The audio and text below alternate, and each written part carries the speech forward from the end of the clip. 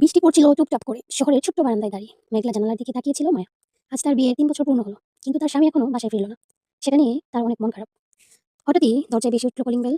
দৌড়ে যেয়ে দরজাটা খুলতেই মায়া অবাক হলো। ভিজে চুলে ভিজা শার্টে হাতে একটা ছোট্ট লাল গোলাপ নিয়ে হাজির হলো তার স্বামী আরিয়ান। মায়া এটা দেখে একটু হাসলো। এই বৃষ্টিতে ফুল কেন নিয়ে আসলেন? আরিয়ান চুপচাপ ফুলটা হাতে এগিয়ে দিয়ে বলল, বৃষ্টিতে ভিজলেই তো ফুলের আসল গন্ধ বের হয়। ঠিক তোমার মতো। মায়ের চোখ ভিজে গেল আরিয়ানের কথা শুনে। আরিয়ান কখনো বেশি কথা বলে না, কিন্তু হঠাৎ হঠাৎ এমন কথা বলে, এটা শুনে মায়ের মনটা একদম ভরে যায়। তখনই ইচ্ছে করলো যে এই বৃষ্টির দিনে এক কাপ চা খেলে ভালো হয়। তখন মায়া চলে গেল রান্নাঘরে চা বানাতে। পিছন পিছন তার স্বামীও গেল। চা বানাতে বানাতে মায়া বলল, তুমি আমাকে ভালোবাসো তো? আরিয়ান পিছন থেকে তাকে জড়িয়ে ধরে কানে কানে ফিসফিস করে বলতে লাগলো, আমি প্রতিদিন আলাদা করে ভালোবাসি না, আমি তোমাকে অভ্যাসের মতো ভালোবাসি। তখনও কিন্তু বাহিরে বৃষ্টি পড়ছিল, আর ভিতরে ভিতরে দুজনের প্রেমের নীরব ভালোবাসা আর গভীর হয়ে উঠলো। তো আজকের গল্পটা আপনাদের সাথে বলার চেষ্টা করলাম, কেমন লাগলো অবশ্যই কিন্তু কমেন্ট করে জানাবেন। তো কখনো কখনো ভালোবাসাগুলো এরকম নীরবই হয়। তো নীরব ভালোবাসাগুলোয় পূর্ণতা পাক। সব ভালোবাসার জিন্দাবাদ।